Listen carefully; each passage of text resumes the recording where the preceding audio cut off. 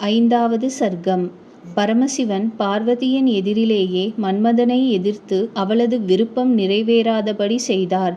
தன் அழகினால் சிவபிரானை வசீகரித்துக் கணவனாக அடைய விரும்பி அவள் செய்த முயற்சி கோரிய பலனை அளிக்கவில்லை. தன் கண் எதிரிலேயே அழகு தெய்வத்தை எரித்தது தன் அழகுக்கு நேர்ந்த அவமானமாக கருதினாள் பார்வதி. பயன் கொடாத அழகை நொந்து கொண்டாள். ஸ்திரீகளின் அழகிற்கு பயன் ஒன்றுதான், தன் கணவரின் மனத்தை வசப்படுத்தி அவரது அன்பை நிரந்தரமாக பெற உதவ வேண்டும் என்பதே. எனவே சிவபிரானது அன்பை பெற உதவாத தன் அழகை பார்வதி நொந்து கொண்டாள். பார்வதி மன ஒருமையுடன் தவம் செய்து பரமசிவனை அடைவதன் மூலம் தன் அழகை பயனுடையதாக்க விரும்பினாள். அவள் அழகுக்கு பயன் பரமசிவனை கணவராக அடைவதுதான். அவ்வாறு அவள் தவம் செய்திராவிடில் சிவபிரானை கணவராக அடைந்திருக்க முடியாது. சிவபிரான் அழிவற்றவர், அவரது அன்பையும் பெற்றிருக்க முடியாது. அவரது அன்பும் சிறந்ததே. அந்த அன்பினால்தான் அவர் தமது சரீரத்தில் பாதி பாகத்தை பார்வதிக்கு பிறகு அளித்தார். மேனை பார்வதியின் கருத்தை அறிந்தாள். முனிவர்களின் தொழிலான தவத்தினின்றும் அவளை தடுக்க விரும்பினாள். மேனை கூறினாள், உன் மனதிற்கு பிடித்த தேவர்கள் நம் வீட்டிலேயே இருக்கின்றனர். அவர்களை பூஜித்து நீ விரும்பிய பயனை பெறலாம். உனது மிருதுவான சரீரம் தவம் செய்வதில் உள்ள கஷ்டத்தை தாங்க முடியாது. வாகைப்பூ தேனீயை தாங்குமே அன்றி பறவை உட்கார்ந்தால் தாங்குமோ? பார்வதியின் மனத்தை மேனையால் மாற்ற முடியவில்லை. பள்ளத்தை நோக்கி ஓடுவது ஜலத்தின் இயற்கை. நீரின் சுபாவத்தை மாற்ற முடியாதது போல் உறுதியான எண்ணத்தையும் யாரும் மாற்ற முடியாது. பார்வதி தான் விரும்பிய பயன் கிடைக்கும் வரை தவம் செய்ய போவதாக கூறி வனவாசம் செய்ய தந்தையின் அனுமதியை தோழியின் மூலம் கேட்டாள். தந்தை அவளது ஆசையை அறிந்து மகிழ்ந்து அனுமதி அளிக்க பார்வதி மயில்கள் நிறைந்த ஓர் மலையைச் சிகரத்தை அடைந்தாள். அவள் தவம் செய்த காரணத்தால் அச்சிகரம் பிற்காலத்தில் கௌரி சிகரம் என்று அவள் பெயரை முன்னிட்டு அழைக்கப்படுவதாயிற்று. பார்வதி தவம் செய்வதற்கு ஏற்ற கோலம் பூண்டாள். பல வட்டங்கள் கொண்ட முத்து மாலையை நீக்கினாள். மர உரியை அணிந்தாள். அழகிய தாமரை வண்டுகள் இருப்பதால்தான் அழகாயிருக்கும் என்பதில்லை. சிறு பாசிக்கொத்துடன் இருந்தாலும் அழகாகவே இருக்கும். அதுபோல பார்வதியின் முகம் அலங்கரிக்கப்பட்ட கூந்தலினால்தான் அழகாயிருந்ததென்பதில்லை. தவத்திற்காக அவள் செய்து கொண்ட சடைகளும் அவளுக்கு அழகை அளித்தன. தவத்திற்காக பார்வதி முதல் தடவையாக முஞ்சத்தினாலான முப்புரி கயிற்றை இடையில் அணிந்தாள். அது தனது கடின ஸ்பர்சத்தினால் பிரதிக்ஷணமும் மயிர்கூச்சத்தை உண்டாக்கியதுடன் அவளது இடையும் சிவந்து போகும்படி செய்தது. தவம் செய்யத் தொடங்கிய பார்வதி உதட்டிற்கு வர்ணம் பூசுவதை நிறுத்தினாள். பந்து விளையாடுவதையும் நிறுத்தினாள். எனவே இவ்விரண்டு வேலைகளினின்றும் திரும்பிய கைக்கு வேறு இரண்டு வேலைகளை தந்தாள். ஒன்று தவத்திற்கு வேண்டிய இளம் தர்ப்பங்களை எடுத்து வருவது.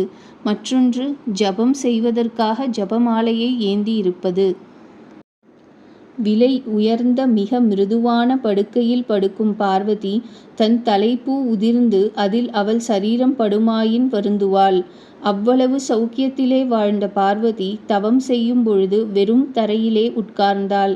கடினமான தரையிலேயே கையை தலையணையாக கொண்டு படுத்தாள். தவத்தை மேற்கொண்டதால் பார்வதி தவம் செய்வோருக்கு பொருந்தாத சில காரியங்களை கைவிட்டாள். அவை அங்கங்களில் அழகான சலனங்களும் மருண்ட பார்வையும் ஆகும்.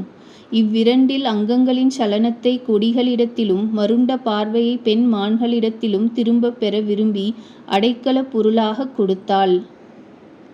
பார்வதி ஆசிரமத்தில் இளம் மரங்களை நட்டு தானே குடங்களால் ஜலமூற்றி வளர்த்தாள். அம்மரங்களிடத்தில் குழந்தைகளிடத்தில் வைக்கும் பிரீத்தியை வைத்தாள். பிறகு பிறந்த குமாரனும் பார்வதி இம்மரங்களிடத்தில் வைத்த பிரீத்தியை மாற்ற முடியவில்லை. பிறகும் அம்மரங்களை பார்வதி நேசித்து வந்தாள். காட்டுத் தானியங்களை கொடுத்து வளர்த்த மான்கள் அவளிடம் அச்சமின்றி இருந்தன. அவள் தனது கண்களை அவைகளின் கண்களோடு அளந்த போதும் கூட அவளால் வரும் கஷ்டங்களை அவைகள் பொறுத்து கொண்டன. பெண்களின் கண்களுக்கு மான்களுடைய கண்களை உபமானமாகக் கூறுவதை அறியும் ஆவலினால் பார்வதி தன் தோழிகள் முன்பு கண்களை அளந்து பார்த்தது மான்களுக்கு கஷ்டமளித்தாலும் அவைகள் அதனை பொறுத்து கொண்டன. தம்மை கண்டு மிருகங்கள் அஞ்சாமல் இருக்கும்படி நடந்து கொள்வது தவம் செய்பவர்களுக்கு முதல் கடமையாகும். பார்வதி அப்பனிமலையில் பிரதிதினமும் 3 தடவை ஸ்நானம் செய்தாள். மர உரியையே மேலாடையாக அணிந்தாள். எப்பொழுதும் ஜபம் செய்து வந்தாள். அவளது தவத்தின் மேன்மையைக் கண்ட மகரிஷிகள் அவள் வயதிலே சிறியவளாயினும் தவத்தில் பெரியவளாதலால் அவளை காண வந்தனர். குணமுடையவர்கள் வயதில் சிறியவர்களாலும் வயது முதிர்ந்த பெரியோர்களாலும் மதிக்கப்படுவார்கள். அவர்களது இளமையைக் கண்டு புறக்கணிக்க மாட்டார்கள். பார்வதியின் தபோவனம் அங்கு வருபவர்களின் பாபத்தை போக்கி தூய்மையளிப்பதாக இருந்தது. இயற்கையில் பகையுள்ள புலி, மான் முதலிய பிராணிகள் கூட அவ்வனத்தில் பகையை விட்டு வசித்தன. மரங்கள் அதித்திகள் விரும்பும் பழங்களை வருஷம் முழுவதும் அளித்தன. அத்தபோவன ஆசிரமங்களில் இடையராது அக்னி வளர்க்கப்பட்டு ஹோமம் முதலியன நடைபெற்றன. எனவே அத்தபோவனம் தூய்மை பெற்று விளங்கியது. தான் செய்கின்ற அந்த அளவு தவத்தினால் விரும்பிய பலன் கிடைக்காதென அறிந்தவுடன் தனது உடலையும் கவனியாது உக்கிரமான தவம் செய்ய ஆரம்பித்தாள் பார்வதி. பந்து விளையாடுவதினாலும் களைப்படைந்த அவள் கடுந்தவம் செய்தாள். அவள் உடல் கஷ்டங்களை பொறுத்து கடுந்தவத்தை செய்ய அவளுக்கு உதவியது. அவளது சரீரம் புஷ்பம் போல் மிருதுவானது, பொன்னிறம் பெற்றது. உடையாது வளைந்து கொடுக்கும் தன்மையுள்ள தங்கம் போல் அவளது மேனி கஷ்டங்களை சகிக்கும் தன்மையும் பெற்றிருந்தது. நிறம், ஸ்பர்சம், சிரமங்களை சகிக்கும் குணம் என்ற 3 தன்மைகளை காணும் பொழுது அவளது மேனி தங்க தாமரை மலர்களால் அமைக்கப்பட்டதோ என்று நினைக்க வேண்டி இருக்கிறது. மிக உஷ்ணமான கோடையில் அவள் நாற்புறத்திலும் அக்னியை ஜ்வலிக்கச் செய்து அதன் மத்தியில் புன்னகையுடன் நின்றாள். வேறு எதையும் பாராது சூரியனையே பார்த்து கொண்டு தவம் செய்தாள். சூரியனுடைய ஒளி தன் கண்களை குத்துவதையும் பொருட்படுத்தவில்லை. சூரியனால் தகிக்கப்படும் அவள் முகம் சூரிய கிரண ஸ்பர்சத்தால் ஒளி பெறும் தாமரை மலர் போல் அழகு குன்றாது சோபையுடன் விளங்கியது.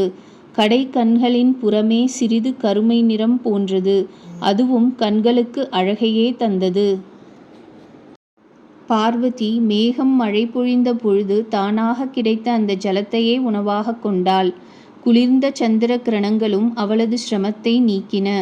காட்டில் மரங்கள் மழை நீரால் வாழ்வது போல் அவளும் மழை நீராலேயே உயிர் தரித்தாள். நன்றாக காய்ந்த பூமியில் மழை பொழிந்தவுடன் மழைநீர் ஆவியாக மாறி புகை போன்று மேலே எழும். அதுபோல் பஞ்சாக்னிகளால் தகிக்கப்பட்ட பார்வதியின் உடம்பிலிருந்தும் மழை ஜலம் பட்டவுடன் ஆவி எழுந்தது. அவ்வளவு கடுமையாக அவள் உடல் வெப்பமடைந்திருந்தது. பார்வதி தியானம் செய்பவர்கள் இருக்க வேண்டிய வகையில் உடலின் மேற்பாகத்தை நேரே நிமிர்த்தியவளாக அமர்ந்திருந்தாள். மழை காலத்தில் முதலில் மழை பெய்யத் தொடங்கும் பொழுது முதலில் அவள் மேல் விழுந்த ஜலத்துளிகள் எவ்வாறு கீழே நோக்கி சென்றன என்பதை வர்ணிப்பதின் மூலம் பார்வதியின் உடல் வனப்பையும் அவள் அமர்ந்திருந்த நிலையையும் கவி காட்டுகின்றார். மழைக்காலத்தில் பார்வதி கடுமையாக காற்றுடன் கூடிய ஓயா மழையில் திறந்த வெளியில் தவம் செய்தாள். குளிர்ந்த பாறைகளிலே படுத்தாள். அவள் தவத்திற்கு சாட்சியாக இருந்த இரவுகள் மின்னர் கண் கொண்டு நோக்கின போல் காணப்பட்டன.